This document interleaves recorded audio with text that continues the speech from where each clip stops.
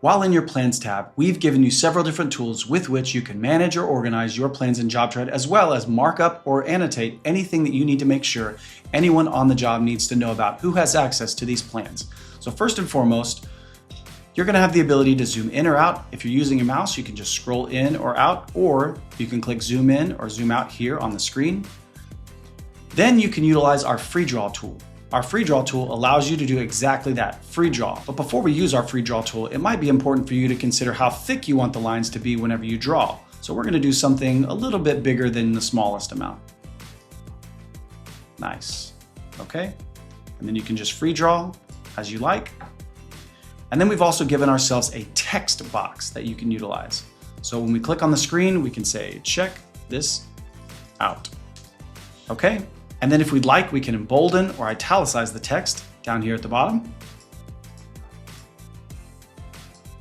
And then if we want to adjust the size of this text box, we're going to select any of the points on the four corners of this text box and grab it and pull it in or out.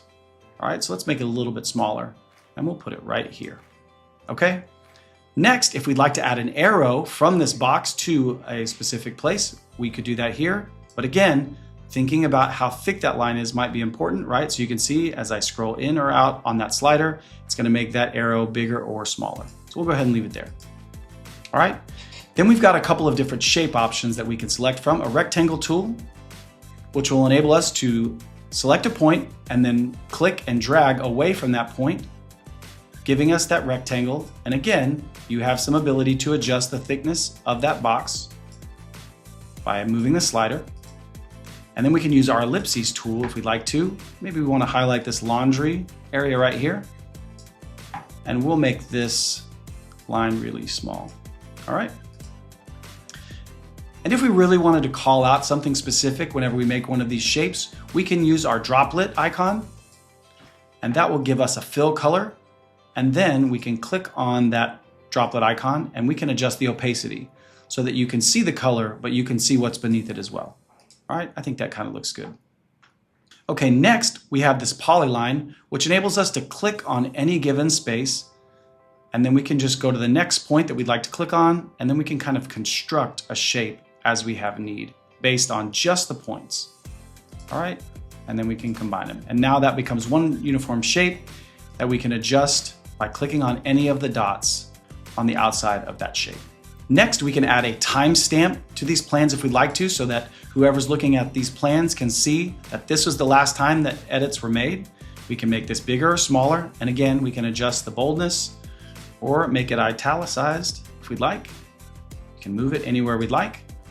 And again, you can do the opacity if you'd like. So let's go ahead and just highlight it a little bit. All right, very nice. Now, we've got one tool that combines a couple of the different tools, which I really love, and this is our Callout tool. So we're going to click on that Callout tool, and then we're going to kind of duplicate what we've done over here. Okay, we'll say, check this out. And we'll create that, and we'll pull this over here. We'll make this a little smaller, and we're going to kind of pull this elbow out here, and we're going to make this arrow point there. There we go. But let's say we wanted to make several arrows off of this elbow. We'll hit Shift and we will click from that elbow. And let's say we wanted to point to the laundry and maybe we wanted to point to this doorway up here. So now from that elbow, check this out. Well, I can check this out, and that out, all from that Callout tool. When you're ready to save, you can save your changes by clicking on Save. And if you need to delete any of the markups that you've made, you can just hover over the plans, click on those different shapes, and then you can just hit delete and they go away. And then you can save again.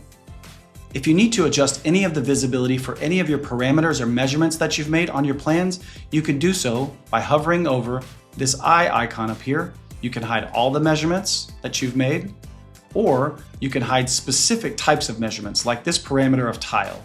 We could hide just those, or we could hide all of our door dots, or you could hide just the in-swinging door dots here. And then if we were on our second or third floor plans, we could hide those as well. So if we wanted to see those, we could go to measurement by jumping to that measurement here. And then if we wanted to hide those as well, we could hide them. This could be a really helpful tool, especially if you're looking at plans that have a lot of different annotations and markups or a lot of measurements and parameters. So let's go ahead and show you how that looks to clean it up. All right, so here we are looking at a plan that has both markups, annotations, and some parameters and measurements. So let's go ahead and hide all of the tile measurements in the kitchen and bathroom, and then all of our doors. So now you can see that all we're looking at is the different annotations and markups that we've just created. As you go along in the project and you upload newer versions of the plans, if you make any adjustments, you have the ability to overlay any of these markups or annotations by going down here and changing the file version and then adding a new version of these plans here, and that will overlay all of the markup and annotations that you've made to those new plans.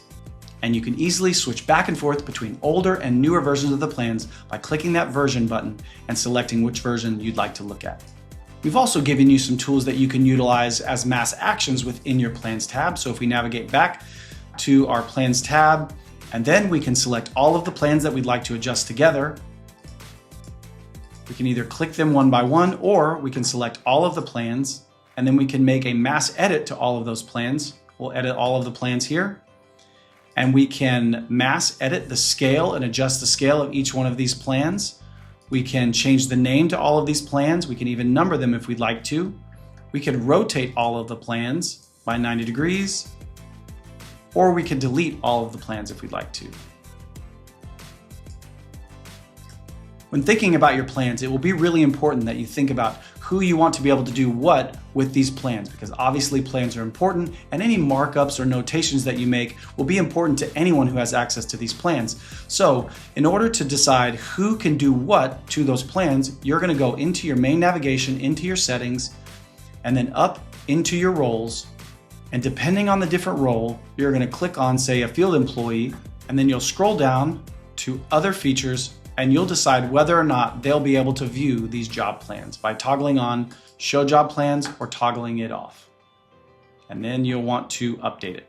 If you have any other questions about plan management in your Plan tab in JobTread, reach out to your Customer Success Manager, or you can reach out to us and email us for support at jobtread.com.